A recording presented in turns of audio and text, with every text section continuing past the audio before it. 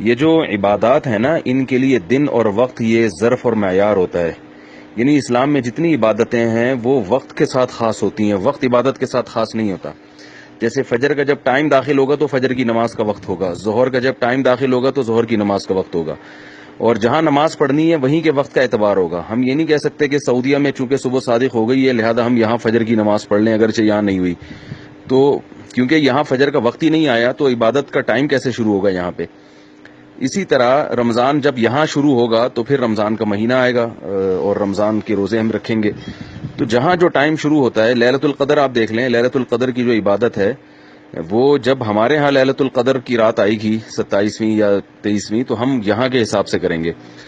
امریکہ میں دن ہوتا ہے اور ہمارے ہاں رات شروع ہو چکی ہوتی ہے، تو ہم یہ نہیں کہیں گے امریکہ میں بھی لیلۃ القدر کا ٹائم شروع ہو گیا ہے، کیونکہ جو ہے وہ لیلۃ القدر کی فضیلت تو اس لیے ہے کہ قرآن نازل ہوا تھا، تو قرآن تو سعودی عرب میں نازل ہوا تھا، تو سعودی عرب میں چونکہ لیلۃ القدر ہے تو پوری دنیا میں ہو، تو پوری دنیا میں تو رات ہی نہیں ہوتی اس وقت.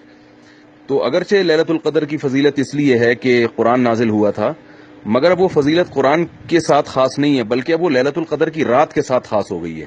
جو رات یعنی 27ویں یا 23ویں ہوگی اس کے ساتھ احکام متعلق ہوں گے. اس کی ایک بہترین مثال ہے یوم نہر. یوم نہر کو نہر کیوں کہا جاتا ہے؟ اس لیے کہ اس میں قربانی کی جاتی ہے، اور یوم نہر کی فضیلت جو ہے وہ نہر کی وجہ سے ہے، اصل فضیلت تو اسی وجہ سے ہے. لیکن اب جو یوم نہر کی فضیلت ہے وہ نہر کی وجہ سے نہیں ہے بلکہ اس لیے ہے کہ وہ 10 ذی الحجہ کا دن ہے. تو اب نہر ہم اس لیے نہیں کرتے کہ اس دن ابراہیم علیہ السلام نے نہر کیا تھا، بلکہ ہم اس لیے کرتے ہیں کہ آج 10 ذی الحجہ ہے. سعودی عرب میں 10 ذی الحجہ ایک دن پہلے ہوتی ہے. ابراہیم علیہ السلام نے جو نہر کیا تھا جانور، وہ سعودی عرب کی 10 ذی الحجہ کو کیا تھا، وہ پاکستان کی 10 ذی الحجہ کو نہیں کیا تھا. لیکن اس کے باوجود ہم جو قربانی کرتے ہیں وہ پاکستان کی 10 ذی الحجہ کو کرتے ہیں، اس لیے کہ یوم نہر جو ہے نا اب یہ عالم بن چکا ہے 10 ذی الحجہ کا. اب اس میں وہ صفت ملحوظ نہیں ہوگی کہ یہ قربانی کا دن ہے، بلکہ یہ دیکھا جائے گا کہ 10 تاریخ ہے. تو یوم عرفہ جو ہے، عرفہ اگرچہ اس کو عرفہ اس لیے کہا جاتا ہے کہ اس دن وقوف عرفہ ہوتا ہے، لیکن اب یہ 9 ذی الحجہ کا نام پڑ گیا ہے عرفہ کا دن. اب 9 تاریخ ہوگی تو وہ عرفہ کا دن ہوگا، 9 تاریخ نہیں ہے تو وہ عرفہ کا دن نہیں ہے. تو اب پاکستان میں جو 9 تاریخ ہے وہ ہے پاکستان کے لحاظ سے عرفہ کا دن. اب اس میں یہ نہیں دیکھا جائے گا کہ وقوف عرفہ ہو رہا ہے یا نہیں ہو رہا، نہ نہ نہ نہ. سعودی عرب میں بھی جو وقوف عرفہ ہے وہ اس لیے ہے کہ وہ 9 تاریخ ہے. 9 تاریخ نہ ہوتی تو وقوف عرفہ نہ ہوتا. تو پاکستان میں جب 9 تاریخ ہے ہی نہیں تو وقوف عرفہ کا پاکستان کے حساب سے دن ہی نہیں آیا.